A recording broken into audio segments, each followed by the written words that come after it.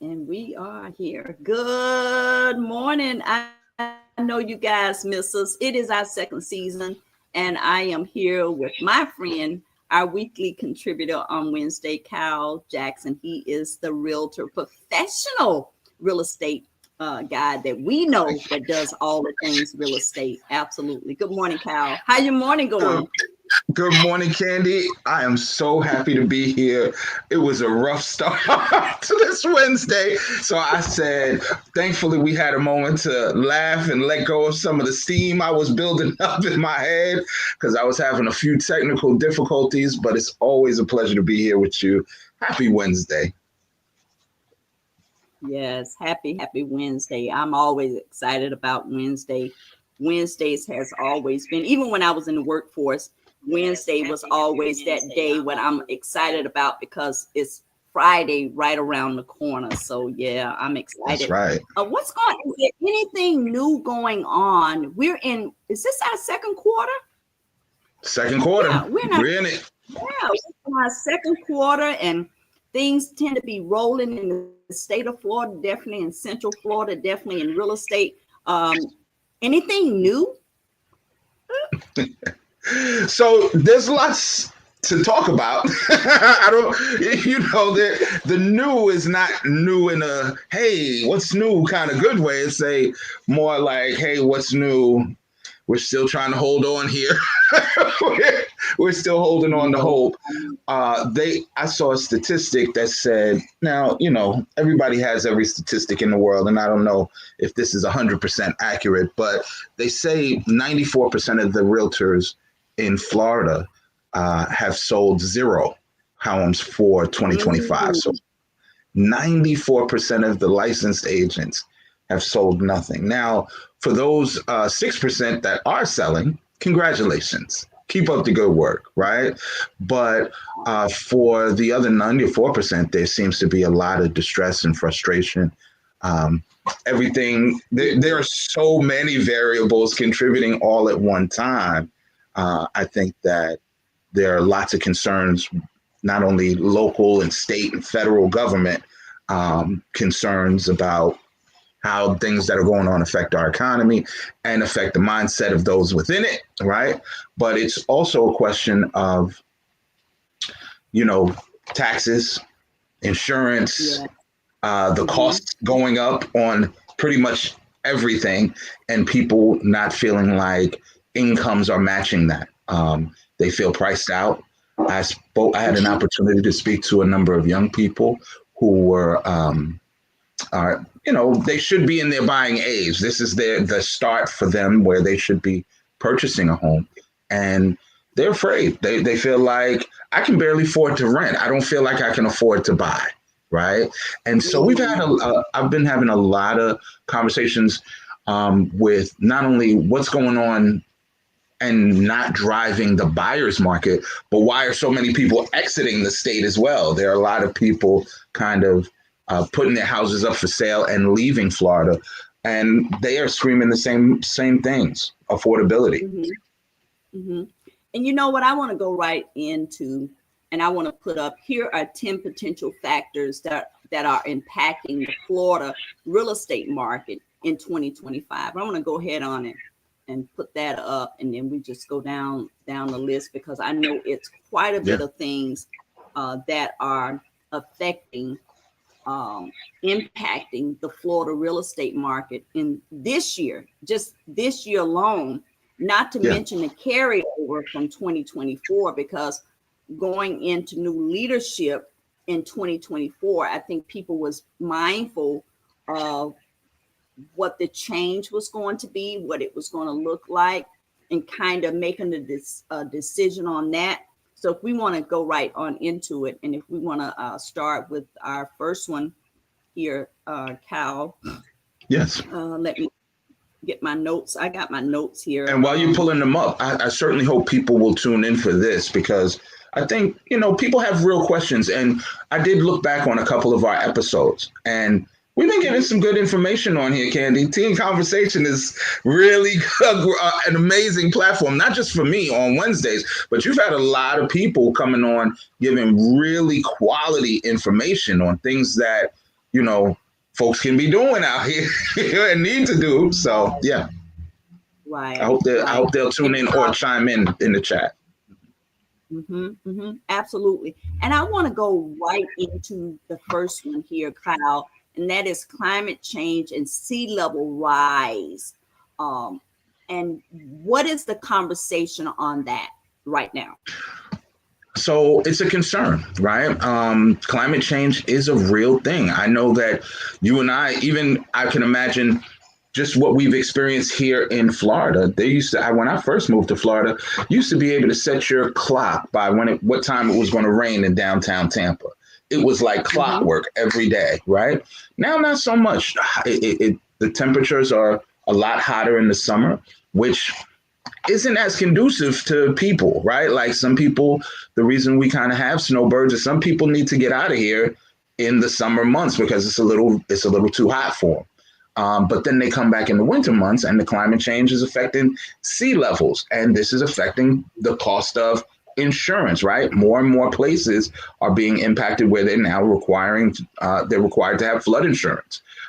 Areas that Mm-hmm. previously thought I'm not in a flood zone, I'm in an X zone, or I'm in a zone that isn't going to get hit. Well, the insurance companies aren't seeing exactly that way anymore, right? Because again, sea levels rising, water coming further inland, creating more homes on the market that are within potential flood zones. And as we all know, it's already costly to have homeowners insurance. Flood insurance is even more costly than that, right? And so it definitely is having an impact. Some people are very concerned about what happened last year. You mentioned that the impact of 2024, which we saw Helene, right? And we saw, I forget the name of the other one. I think it was a guy's name, Helene and something else. But they were back-to-back storms. Milton and Helene. Was it Milton? Mm-hmm. Yeah. Mm-hmm. Yeah. And Milton. we saw how badly that affected even here in the Tampa Bay area, our coastal areas, like off in St. Pete Beach, Clearwater Beach. Some of these places were heavily impacted. We had to close whole areas, clean up debris. And if you remember, we brought in the National Guard and the state, the Guard, because there was so much debris, so much devastation on just the one storm, and we had to get that off the street before the next storm came. And so the rest of the country, the rest of the country sees this going on, and they're like, "Hey, we love you, Florida, but that looks crazy over there. That looks costly over there." So this is definitely impacting, why some people have chosen to look. I'm out. I can't rebuild. I'm not going to redo this, and so they've left, or their homes are on the market, and some people are not trying to come back in. Mm-hmm. So Mm-hmm. it is a challenge at the moment, for sure. Mm-hmm. And it always go back to me is the cost and the cost of the homeowners, the insurance, and how that plays such a factor in our area. Insurance going up, buyers demand, that coastal areas that so many people want to be on the coast. So many people love the beach, all of those Yes. different things. And I love the beach as well. I love having Yes. access to being able to get to the beach in 15, 20 minutes. So all of That's those right. factors definitely, because it's playing a part as well. Mm-hmm. And I tell people, even though we're talking about some of the more challenging factors that are affecting homes and home sales, home prices, things like that throughout our conversation today, I don't want to seem doom and gloom. I don't want to seem scary, scare people away. There are still people who are going to buy and sell homes here. There are still people, just like in every other state in the United States, everywhere has its own challenges. Some places we have hurricanes, other places have what do they call them? Earthquakes. Some places have tornadoes. Some places have the storms, right? Like there's something to be contended with somewhere, everywhere in our country at given points in time. But the overwhelming majority of the time, it's beautiful. It's a beautiful day here today. It's a good time to buy as well. But we are talking about some of the things that are impacting the market and why there are some challenges here in Florida at this time. Right, absolutely. And that just takes me right into our next one, affordability and housing costs. Let's go over affordability and housing costs.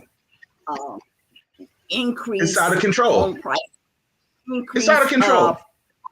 Taxes, just all of the things. It's out of control. Bottom line, we are charging more for homes than most people in our immediate counties can afford.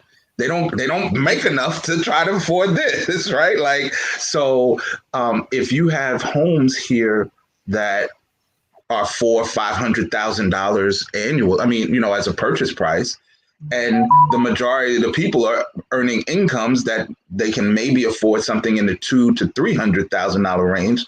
How do you manage that, right? Like, and so I definitely think that affordability has been a major issue for a while, and it doesn't necessarily have to be.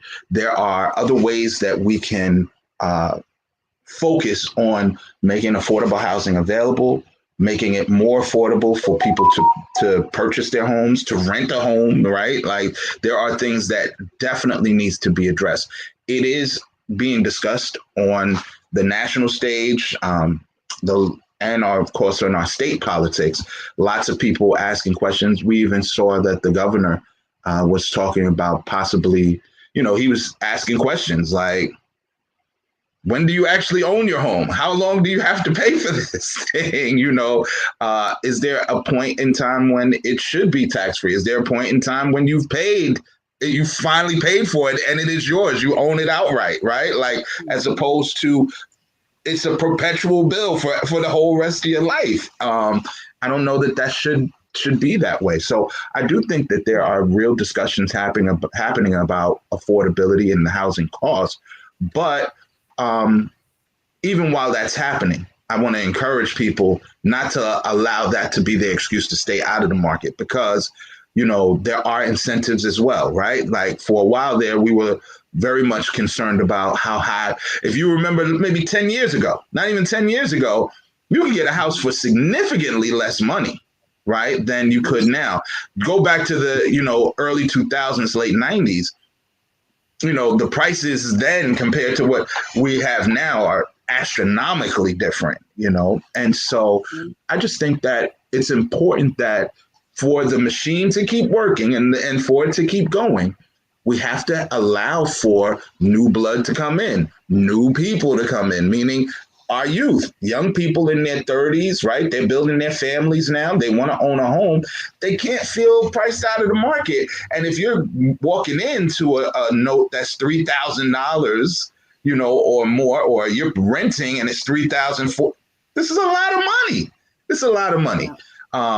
And so I definitely think that it's a conversation that needs to continue.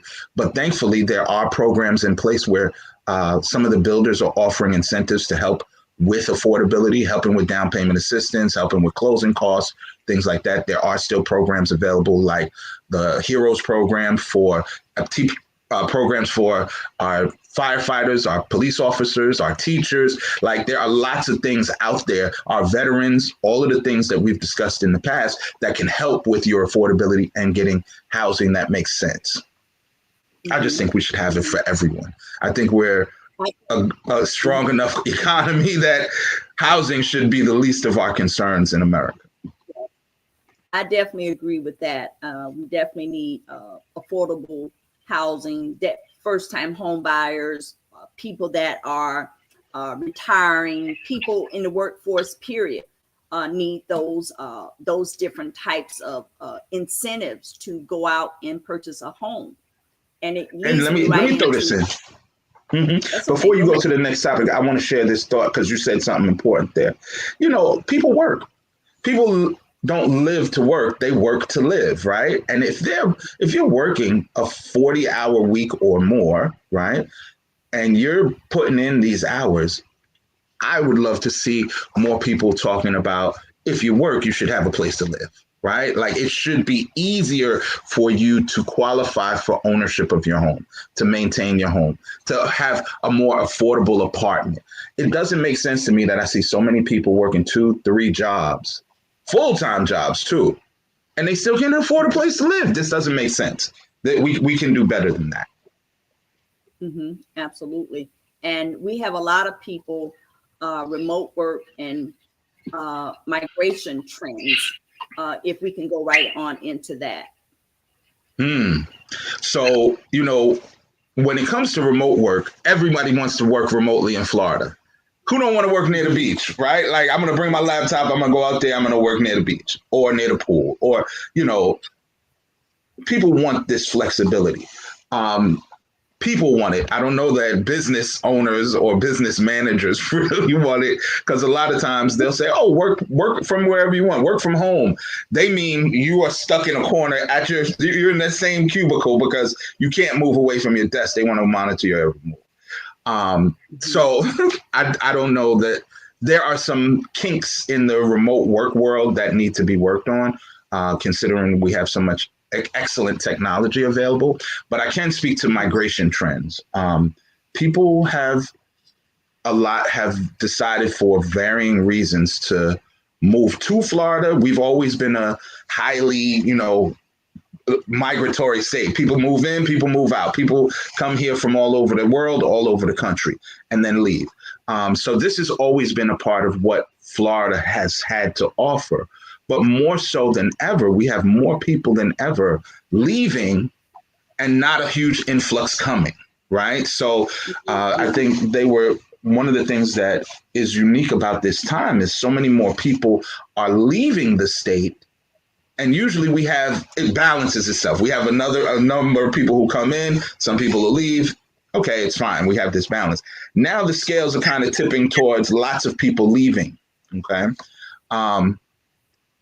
And somebody put in a question. Yeah, my sister Beth. Older people are not in their homes. They are aging in place and therefore not allowing their home to be bought by younger people. That is a fact as well. And, Beth, thank you, first of all, for that comment. And that's an excellent point to add to this discussion, because when I speak to older people who own their home presently, you know what I get often? It's not that they don't want to move or they haven't considered having a better home or something better, but they feel, why would I? Why would I leave what I already have? This is my home here. I have this home. Okay. I'm paying an interest rate of 2 or 3% on this structure that I have here. So you want me to leave this to go somewhere where I have to go pay now 6 or 7% interest rate, right? So I'm going to be paying more money, and it's going to cost me more at the new place because the cost of homes are higher than when they were when I purchased this one, right? So I'm going to pay more for it, pay more monthly because the interest rate is higher. And in all likelihood, it's a smaller place than what I've already got. It's less than what I've got now.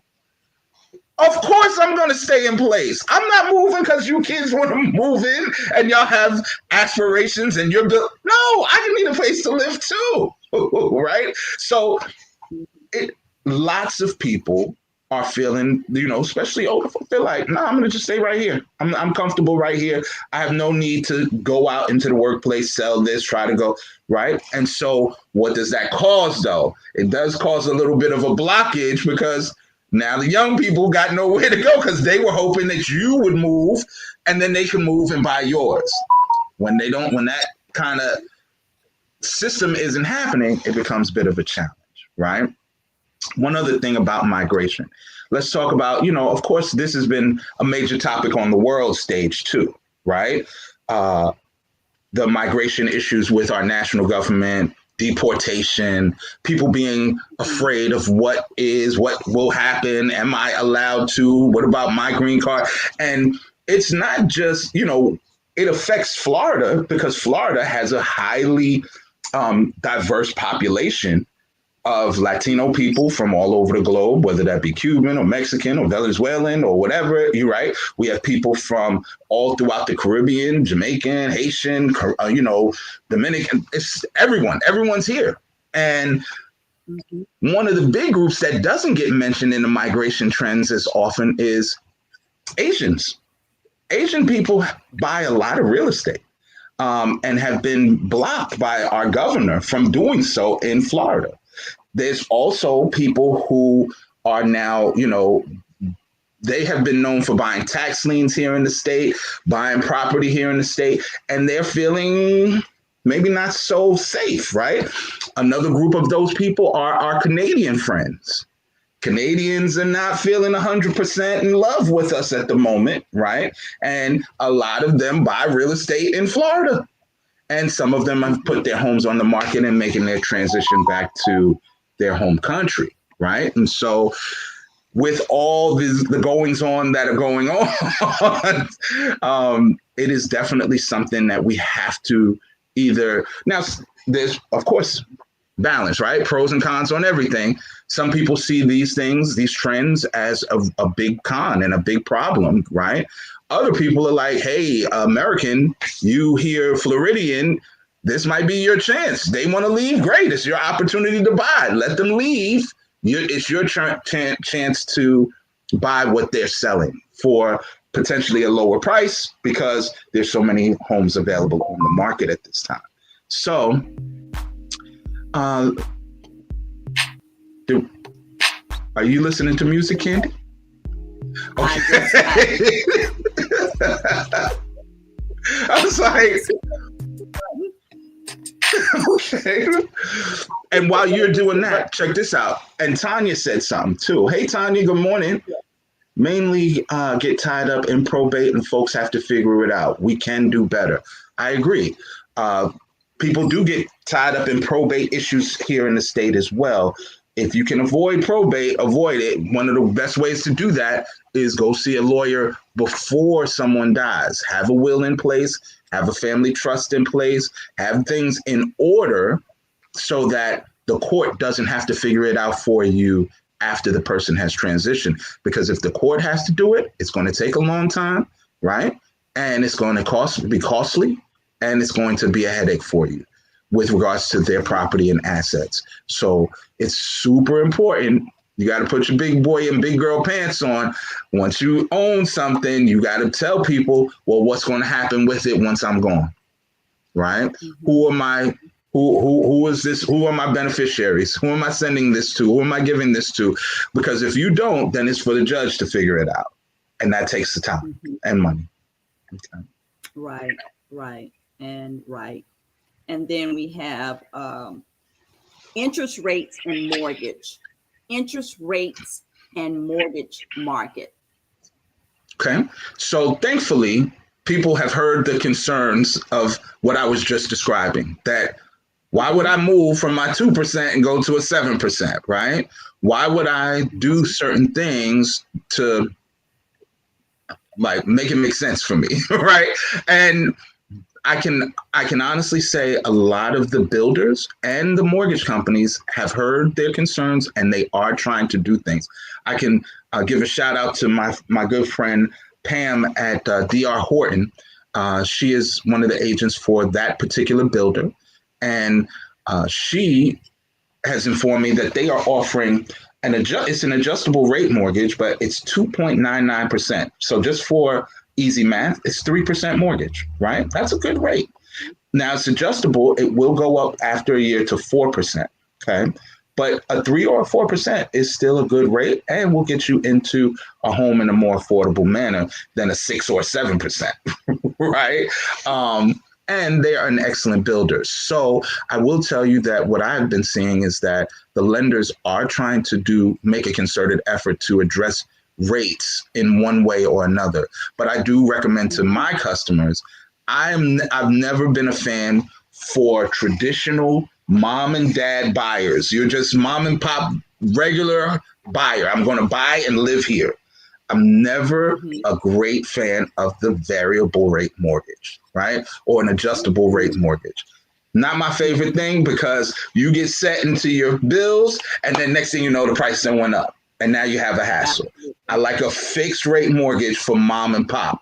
I like adjustable rate mortgages for investors, people who know what they're doing, people who know I'm only going to be here for a little while. I'm in and I'm out. I'm buying this. I'm going to fix it up a little bit. I don't care if the rate adjusts because I won't be here that long. Okay, I'm going to make money with this. So I do think that that's a really important thing to consider before you jump in with these whole, and they come with some slick sayings too. Oh, date the rate, marry the more, listen. There's none of this date the nothing. This is just very serious investment. And if 3 years will go by faster than you can imagine. Right. And so you fool around and you get an adjustable rate, and in 3, 4, 5 years, it's going to adjust. And you look, and next thing you know, you look up and you're like, wait, what happened? My bills, I can't. Okay. So be very cautious and always work with a good loan officer, a good realtor who's going to put you in the best situation. Right. Good morning, Nikki. Thank you for the shout out. Thank you for tuning into the commentary. I appreciate that. Thank you. And good morning, PC. Yes.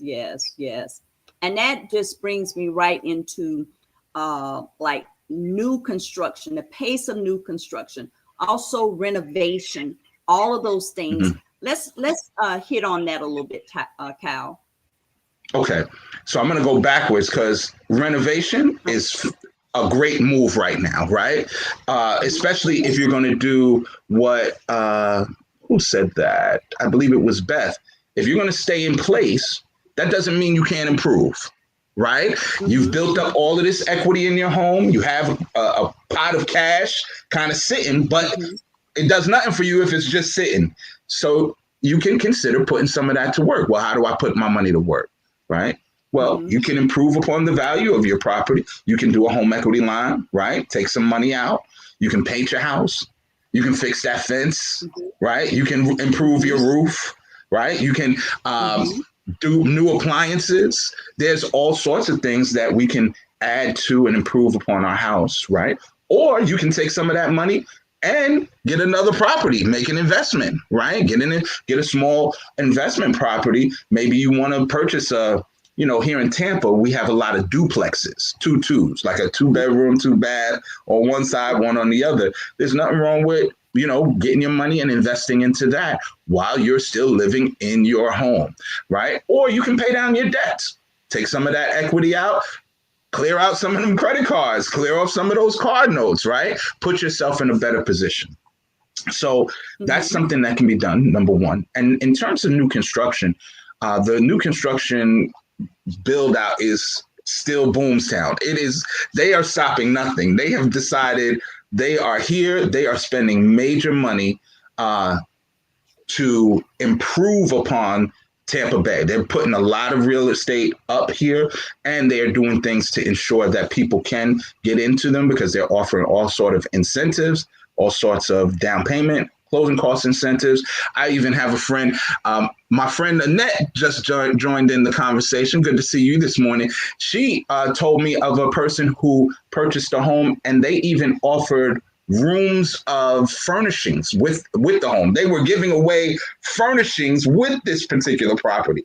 That is such a good deal, right? So not only got a good deal on the purchase, but was also able to, because they were purchasing a model, they were able to get some of the furnishings that came with the model. So tons of incentives right now. Now is still a very, very, very good time to buy if you are in a position to do so. If you're pre-qualified, if you have some resources set aside, people are dropping the prices. People are offering incentives. I definitely recommend that if you want to go and get a lot of stuff, new construction is kind of the way to go right now.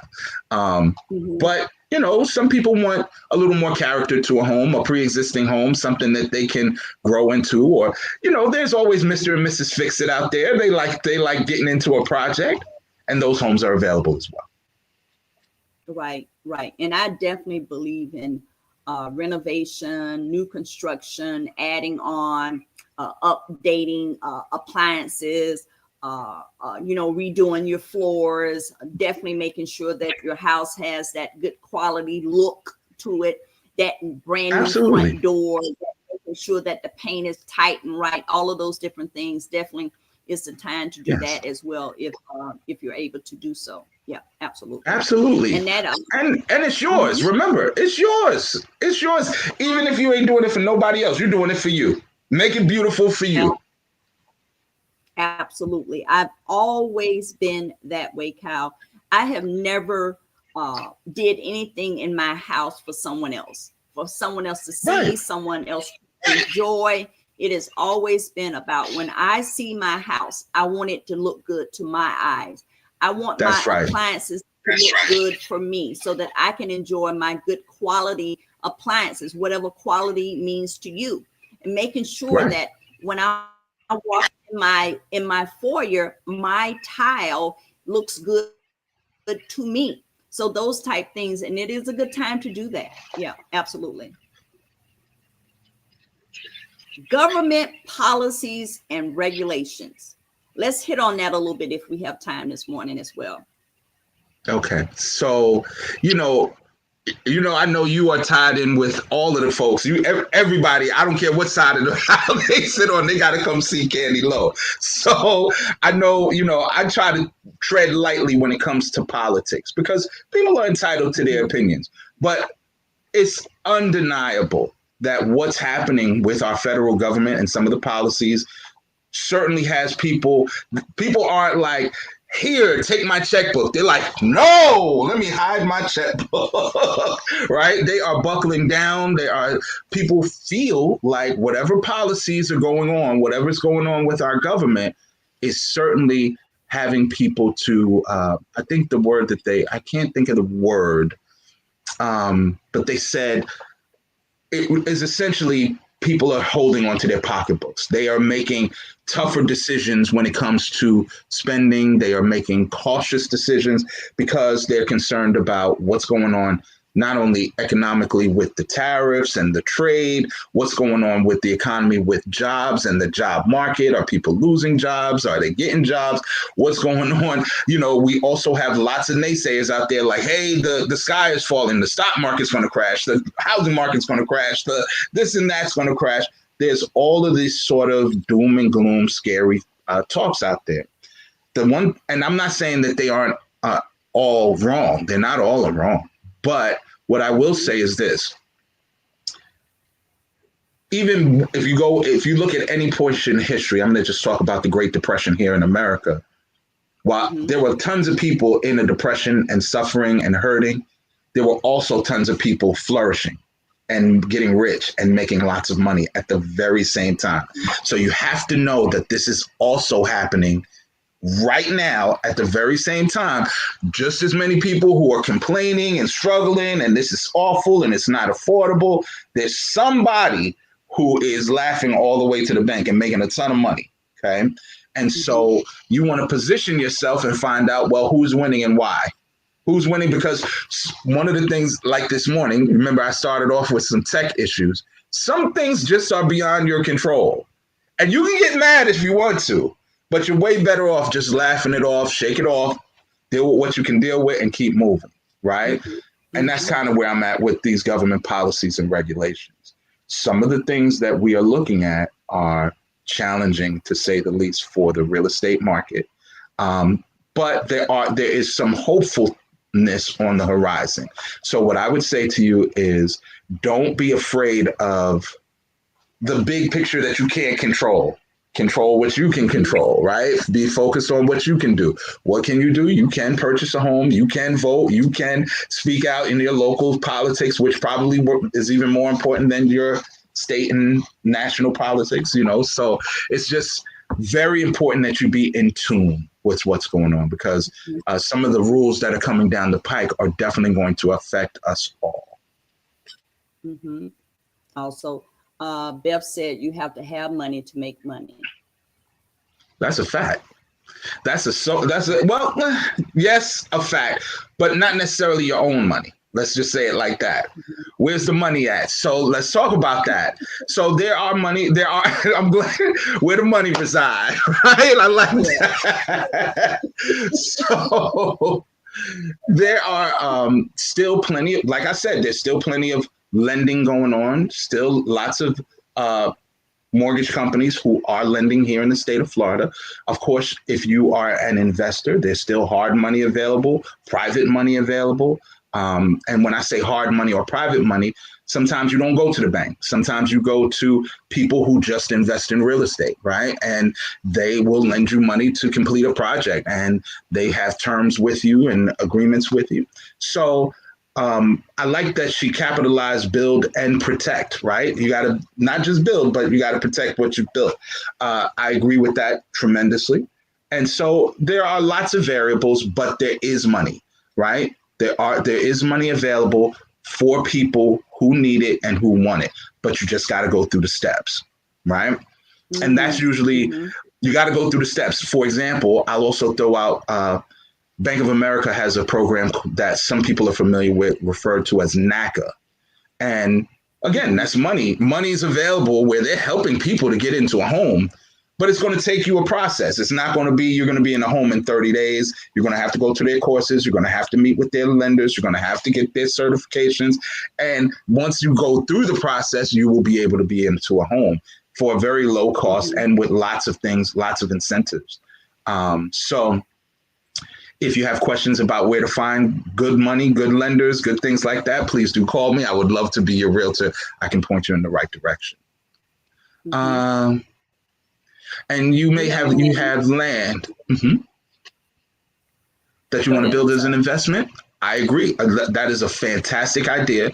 Of course, land is always great, right? That's one thing that is never going out of style, and there's never, it will always be valuable because God ain't making more of it. We got all the land we getting. So I do think that, if you're going to invest on vacant land, before you do so and you do build, do your due diligence, find out where's the county going. What's going on with it? This is why you got to be involved in local and state politics too, right? Because you want to know, should I be building out here? Is this a place that we're directing traffic so that it will be beneficial to me? Do I want to build residential properties? Do I want to build commercial properties? Do I want to continue to hold this land and do something more agricultural? What is it that you want to do? What's the best way to go? What part of the county are you in? Where's the county heading, right? Because I'll just throw this out as an example. What if you were in one of the areas between Orlando and Miami, or, that whole corridor where they were building the high-speed train, right? Mm-hmm.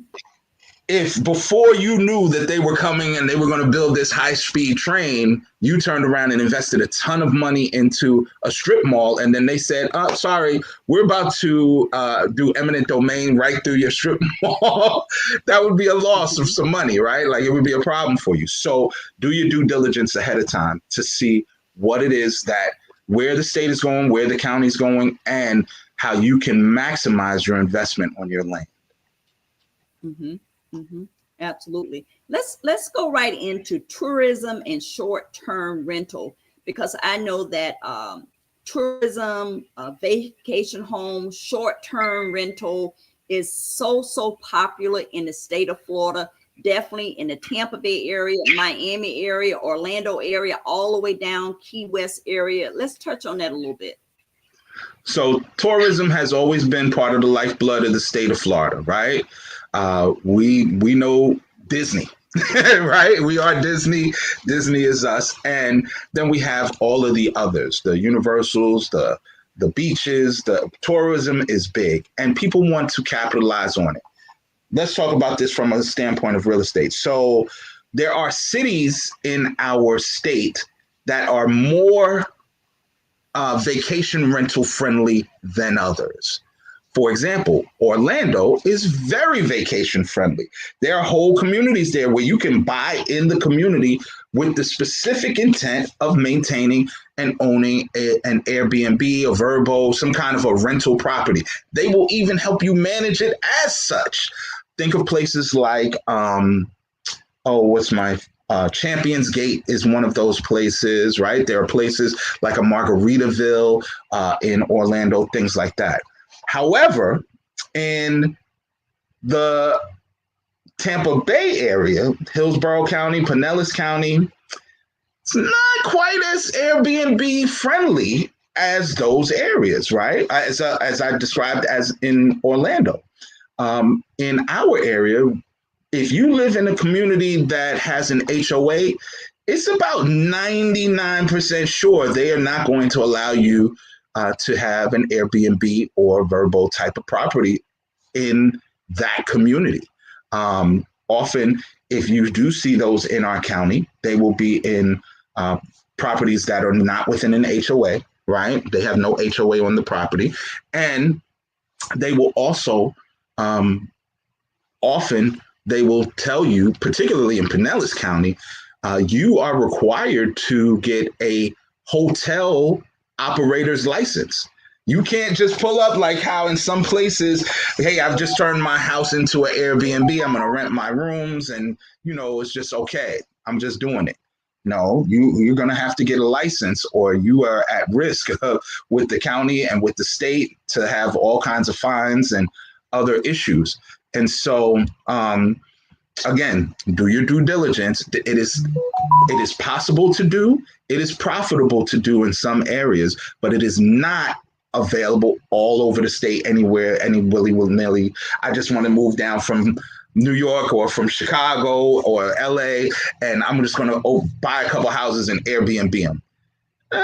You better call me to work with you as your realtor to make sure you are buying, because I had a young lady who she actually is a realtor. She's an intelligent woman. She has her stuff together. She purchased a unit of condo in a particular community not far from the casino. Great idea. We're going to Airbnb this. People who don't want to stay at the casino, but who want to enjoy the casino, maybe come in for concerts. It's going to be right up the street. It's going to be great. She had such a hassle with the HOA, the homeowners association, that she wound up, not being able to rent it to a tenant in that way, or not being able to Airbnb it. She had to get a traditional, annual tenant. Mm-hmm. So it was definitely a lesson learned, a costly lesson, cost her some money, right? But vacation is still an important part of the Florida experience.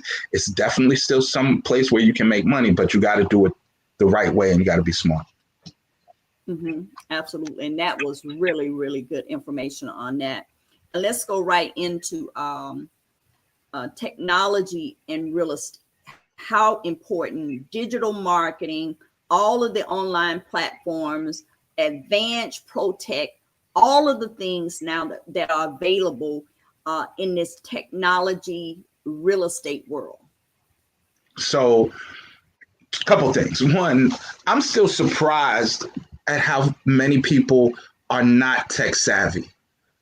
And I mean, folks in our age group, Candy, I'm talking about folks in our age group that still will tell you, I don't know how to use my cell phone. I got to get the kids to do it. Or who don't get on social media almost at all.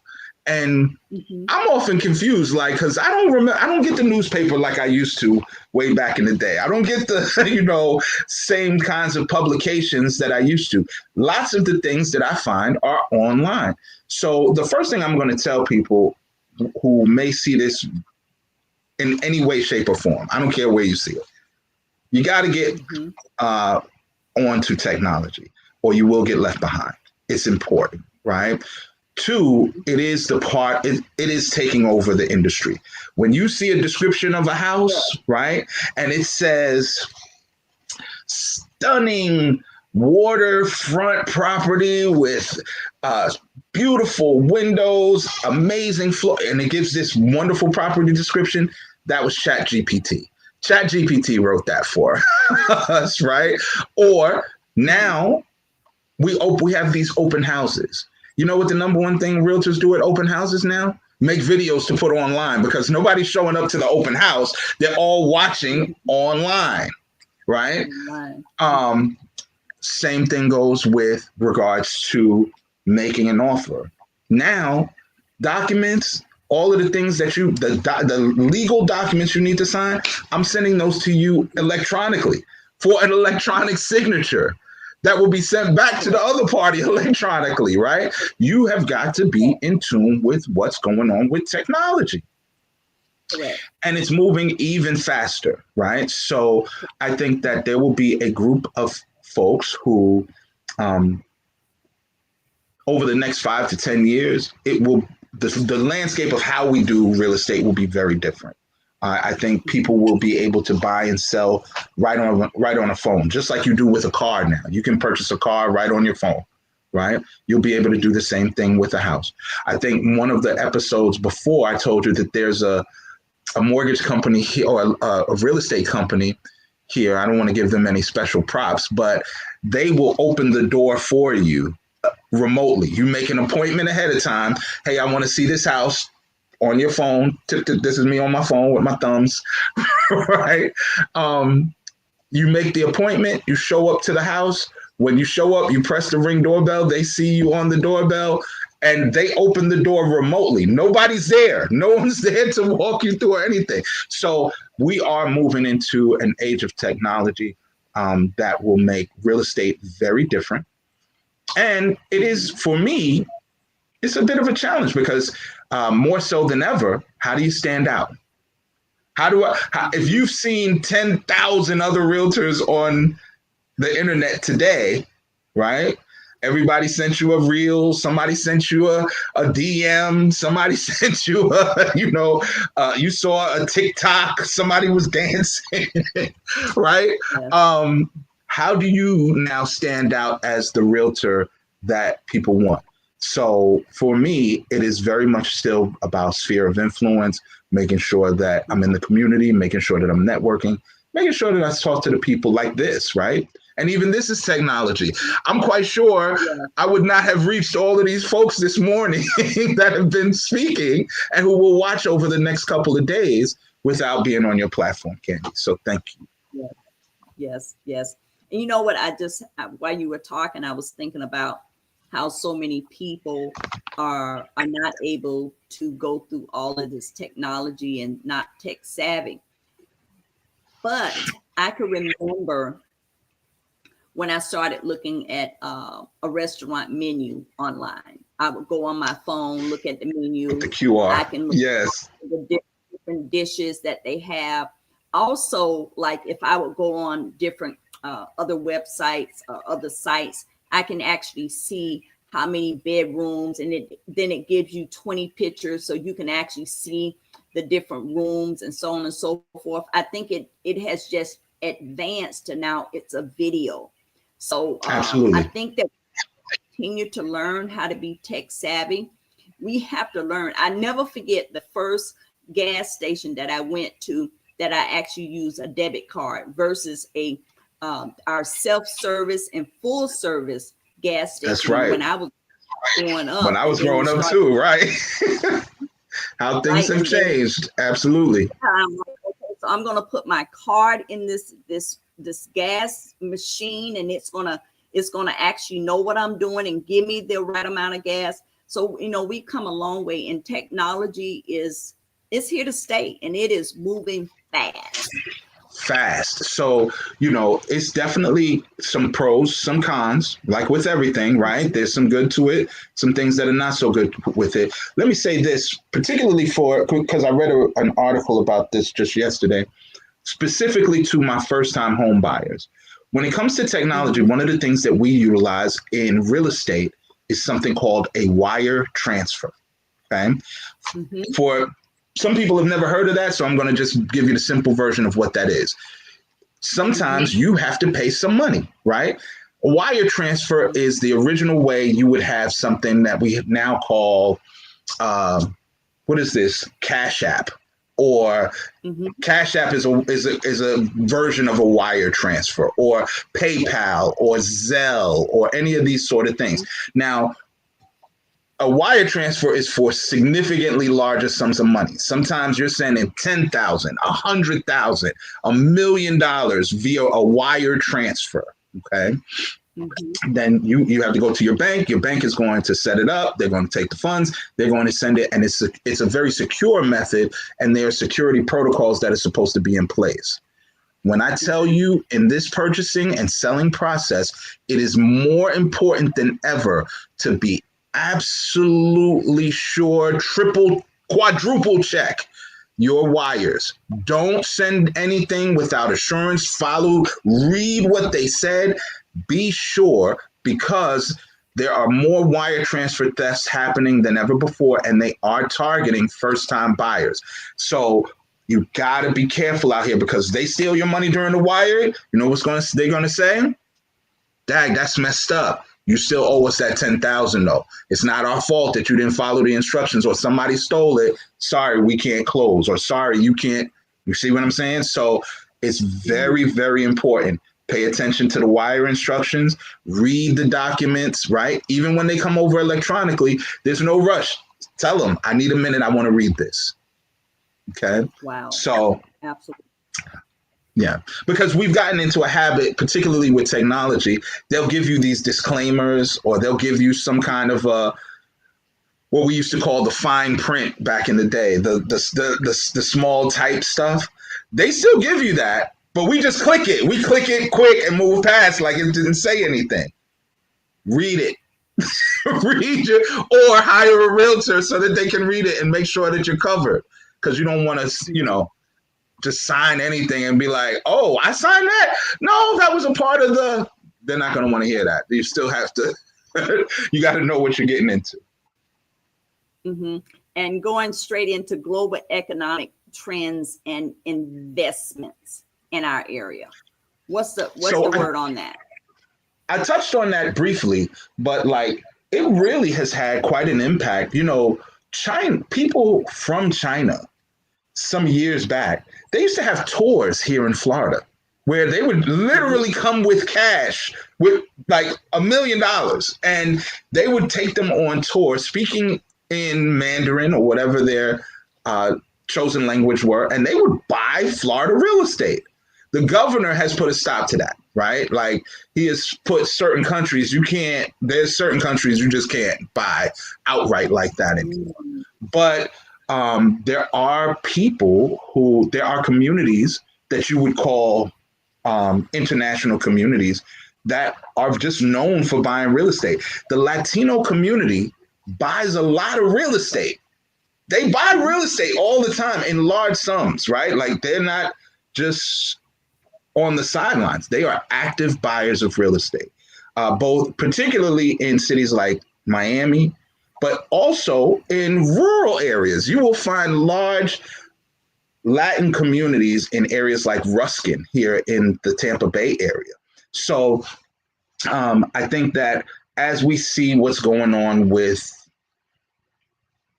economics, right? Tariffs, what's going on with the global economy in terms of, who are we fighting? Who are we fussing with? What's going on in the city and the state and the nation all have an impact on real estate and has an impact on the stock market. And so I do think that is very, very important that you not only stay tuned in, but I think these next 4 years will be an excellent wake-up call to everyone as to how important your voting it really is. A lot of times I think we get caught up in it doesn't matter, they're going to do whatever they want. No, now you see it really does matter. It really has a very significant impact on all of us. So I think it's important that you be when you have those gatherings. I'm not sure if those are tea and conversation gatherings. What are those gatherings called when you have all of the politicians come out and the judges and all of that, Candy? What is that called? It is tea and conversation. And is that still tea and conversation? Yes. Yeah. Okay. Tea and conversation, which is every second and fourth Saturday. It is next Saturday, The 24th, we're celebrating, and we have a guest speaker for mental health. Next month, Cal, is our 20th year celebration. So you brought me right into saying that. Thank you so much. Good.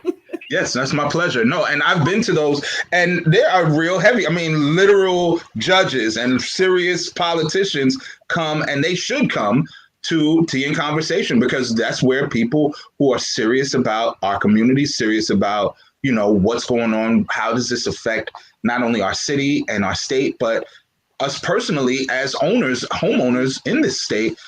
These folks have some of the answers. And so I'm glad that you have a platform where they come and they sit and talk with you. Yeah, so I think that's the answer to that. The Candidates Forum. There she goes. Beth chimed in with it. There you go. Yeah, Beth has been with me a long time. That's my sister. That's awesome. Love it. Yeah. Love it. Yeah. So okay. Now, did we cover all of those? Have we covered each of them? I think we did. I didn't have the intentions of covering all of them. I think that because we have so much information to give out to everyone, I just wanted to touch on each one of them just a little bit, because these are definitely areas that we can discuss in depth going forward. Every Wednesday, 8 a.m. here, Tea and Conversation Live with our weekly contributor, Kyle Jackson. He's a realtor, a professional realtor, and does all the things real estate. And so he does a few other things, but right now he is on with us in reference to real estate. Good morning, honey. Good to see you. Good morning, Angel. Good to see you. Thank you, Tanya, for coming in. Tanya always on with us, Cal, and have such good information to share. She says she'll be reaching out to you. Also, Thank you. Coming in. I'm excited about that. Angela, Darryl, good morning. Good morning. It's an interesting time. It's an interesting time. I think that, like I said, some people are doing really well. Some people not so much. I think that, if you are a person who would like to own real estate, now is a good time to buy it. Okay. Particularly here in Florida. However, you do have to have your ducks in a row, and you do have to know that there are some challenging days ahead. For example, even just for all of us who own a home, all of us who are homeowners, there are talks of people saying that the state, even whether you're in a flood zone or not, you may have to get flood insurance at some point going forward. This is some of the talks that are going on. Where there are people trying to do something helpful. It looks like Governor DeSantis is trying to address, like, hey, when do you actually own this thing? So I do like that he's talking about that. I wish that wasn't kind of getting backburnered with some of this other scandals talk, but scandal is what sells the news. That's not the good stuff. So hopefully that'll go away and we'll get to the real meat and potatoes of helping the people. And then, the only other thing that I would share with you, Candy, is that, I hate to see so much fear. So many people having fear for whatever their reasons are. People facing job losses, foreclosures, worried about whatever it is that's going on in the economy. I want to just leave those folks with an encouraging word and to tell them this too shall pass, right? It don't stay dark forever. The sun always comes out tomorrow.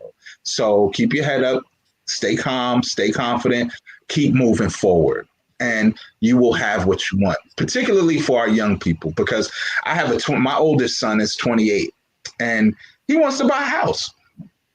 He really does, but he feels, and he makes a really good salary. He's making a lot of money, but he definitely feels concerned that things are just too costly. It's because some of the things that you have to keep in mind, it's not just your principal, interest, taxes, and insurance anymore.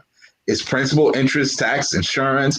Then you have another, if you live in certain communities, you got your HOA, you got your CDD, which is a community district development tax. You got your condo association fee, which sometimes the association fee is as expensive as your mortgage. Right? Like, so there are lots of variables that we, as a society and as a community, I really would love to see us get to a place where we get away from this ugly word called greed. I think we're experiencing a little bit of greed. Let's bring it down and make it so that things are affordable and people can live, and you're still going to do well. You're still going to have plenty of money. You're still going to invest and have good things. But if your current mortgage is only $1,000 a month, right, and you're renting a place at $3,500 a month, you might be gouging other people. You might be being a little greedy. I know you can. I know you can get it. I know you can do it. But just because you can doesn't mean you have to. Does that make sense? Yeah. Yeah. I totally agree to that statement. I totally agree to that statement. And there's so much greed out there. There's so much greed out there. If I hear one more person call to let me know that they've gone up 300, 500 or more on rent, Yeah. it's unbelievable. I know when I was renting, the majority of the time, they very seldom did they even go up on rent. But if they did, it may have been $50, $50, something you can manage, right? You know how much of a jump for someone a $500 jump is? $1,000. These aren't reasonable numbers for people, right? And so I definitely think that we can do better. And I don't want to point the finger all the time at a government. I don't think that it's us. It's the people. We got to do better. We got to decide that we can, treat each other with kindness again. We don't have to make a ton more money on this person who's already struggling and trying to make their ends meet, right? And make it so that they're priced out or now put out or whatever it is. So just love each other. Let's love each other. We can be better to each other. Yes, yes, and yes. And on that note, I want to say thank you to everyone that tuned in this morning and commenting in the section. It's always great to have people commenting and being about real estate. And we have a lot of knowledgeable people that's on as well. But we have the professional on, and that is Kyle Jackson. His phone number, if anyone would like to reach out to him, is 813-444-2691. I'm gonna mess that up every dang on time. It's 813. That's all good. 2691. That is Kyle Jackson. If you have any last words, Kyle, and we're gonna slide out of here. Well, my last word this week is I need your business. I'm not exempt. I'm part of that 94% that I mentioned in the beginning. It's been a rough year so far, and I've been doing lots of things to try to earn business and get people to do it, but I understand why people have apprehension. So if this is your year, I would love to earn your business. If this is not your year, let's have a conversation and start planning for what next year looks like or what your future will look like, because this is a process. It takes time. I would love to earn not only your business for those of you who have tuned in, but a lot of times a lot of my business comes by referral, right? So I may not close on Candy's house, but Candy just referred me to you folks, right? So if you saw this, or if you know someone who's like, hey, I'm looking to buy, or I'm ready to do something this summer, please do give me a call. Again, that's 813-444-2691. I'd love to earn your business.